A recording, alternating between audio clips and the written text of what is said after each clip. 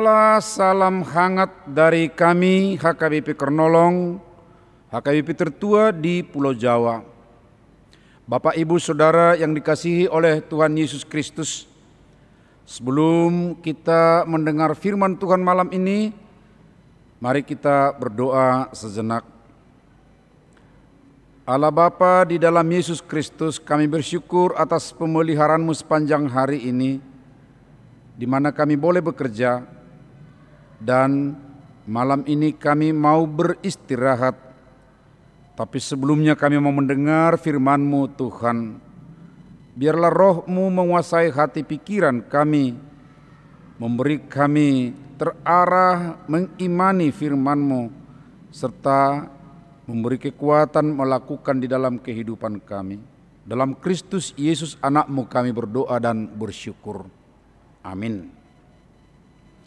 Baik Bapak, Ibu, Saudara, bacaan firman Tuhan pada malam ini sesuai dengan Almanak AKBP adalah dari Yohanes pasal 13 ayat 1 sampai dengan ayat 17. Dan yang menjadi ayat pembimbing renungan kita dari ayat 13 dan 14 mengatakan, "Jadi jikalau aku membasuh kakimu, aku yang adalah Tuhan dan gurumu, maka kamu pun wajib saling membasuh kakimu. Sebab aku telah memberikan suatu teladan kepada kamu, supaya kamu juga berbuat sama seperti yang telah kuperbuat kepadamu." Teladan bagimu adalah kebiasaan Israel kuno sebagai tanda keramahan menyediakan air di depan rumah untuk tamu agar dapat membasuh kaki mereka, atau oleh seorang pelayan atau hamba untuk membasuh kaki para tamu. Terkadang tuan rumah akan membungkuk, menyapa, dan mencium tamunya, kemudian menawarkan air agar sang tamu dapat membasuh kakinya sendiri, atau meminta pelayan untuk melakukannya. Perkembangan kemudian bisa saja siapa yang paling rendah posisinya dalam kebersamaan itu, dialah yang akan bertindak membasuh kaki orang yang posisinya di atasnya. Hal seperti itu ternyata tidak terjadi ketika Yesus tiba di suatu rumah bersama dengan murid-muridnya. Mengapa? Ini menjadi pertanyaan tentunya. Pasti ada sesuatu di kalangan murid-murid Tuhan Yesus, sehingga tidak seorang pun yang melakukannya. Padahal mereka baru dari perjalanan dan tiba di suatu rumah. Bahkan mereka sudah sampai makan malam. Ada apa di antara murid-murid ini? Apakah mereka tidak ada yang rela menjadi pelayan bagi gurunya? Kekurangan tersebut, saudara-saudara, menjadi kesempatan bagi Tuhan Yesus untuk menyampaikan dua pelajaran yang sangat mengesankan. Tetapi dengan tindakan yang dilakukannya, dia mengajarkan dua hal, yaitu pentahiran rohani, kemudian kerendahan hati. Keduanya ditandai dengan pembasuhan kaki dan menyekanya dengan kain pinggang atau sejenis handuk. Pada saat itu disebutkan bahwa tidak semua bersih, karena itu perlu dibersihkan. Dan kemudian pembasuhan kaki yang diambil alih oleh Tuhan Yesus, yang adalah guru dan pimpinan tertinggi bagi mereka saat itu, dinyatakan melaluinya adalah sikap kerendahan hati. Puncak dari kedua makna itu akan tampak dalam peristiwa berikutnya, yaitu peristiwa penyaliban. di mana dengan salib akan tampak siapa yang setia mengikutinya. Itulah yang telah ditahirkan, dan kesediaan Yesus membasuh kaki adalah kerendahan hati yang ditandai dengan pengorbanan dirinya sendiri. Saudara, sobat renungan harian Shalom, tentang kerendahan hati ini yang ditunjukkan Yesus dengan kerelaannya membasuh kaki para muridnya menjadi suatu pesan. Katanya, maka kamu pun wajib saling membasuh kakimu. Apa yang dilakukannya itu merupakan teladan, bukan teori, bukan pula hanya lip service atau hata-bata, holak kata. Membasuh kaki yang dipesankan Yesus sebagai kewajiban bagi muridnya.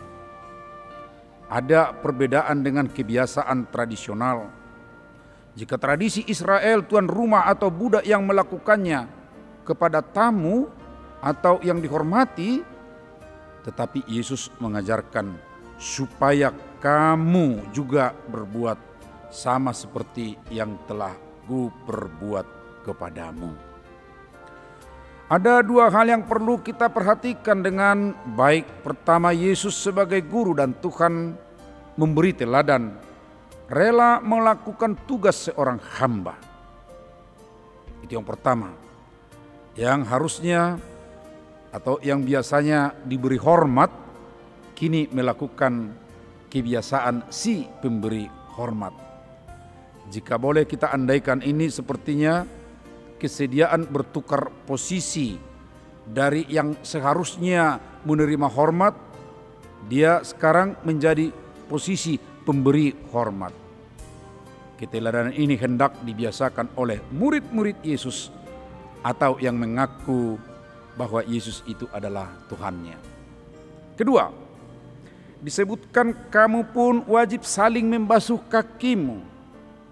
Dalam kata saling membasuh kaki, ini menunjukkan kesederajatan posisi dan resiprokal, timbal balik.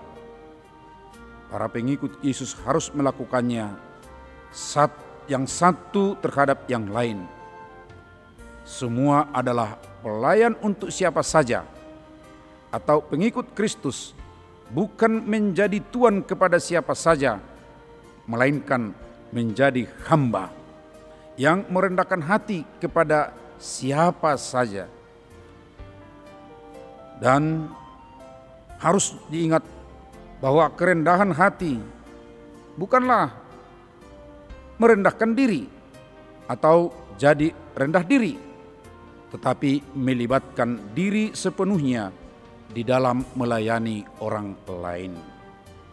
Saudaraku, malam ini marilah kita periksa apakah kewajiban merendahkan hati ini terhadap siapa saja tetap kita lakukan.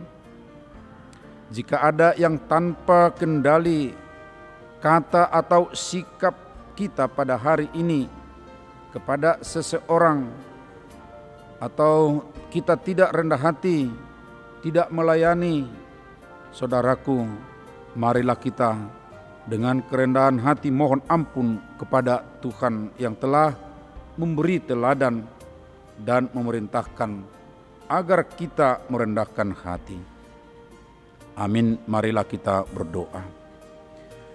Terima kasih firman-Mu yang mengingatkan kami akan teladan yang Engkau berikan kepada kami pengikut-Mu, supaya kami benar-benar mau merendahkan hati, mau melayani siapa saja pun, dan kami tidak menuntut supaya kami yang dilayani atau dihormati.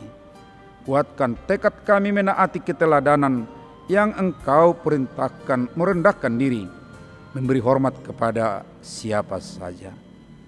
Kami serahkan ke tangan-Mu ya Bapa, setiap orang yang masih lemah fisiknya pada malam ini. Berilah mereka juga Tuhan pengharapan bahwa di dalam tangan-Mu ada kesembuhan, sehingga melaluinya mereka berharap kesembuhan dari Tuhan. Kami juga berdoa dalam istirahat Engkau sertai kami, dan esok pagi atas berkat-Mu kami memperoleh kekuatan yang baru untuk boleh bekerja kembali. Terima kasih ya Tuhan, dalam anak-Mu Yesus Kristus. Amin. Anugerah Tuhan Yesus Kristus, kasih setia Allah Bapa, dan persekutuan dengan Roh Kudus menyertai kamu malam ini sampai selama-lamanya. Amin.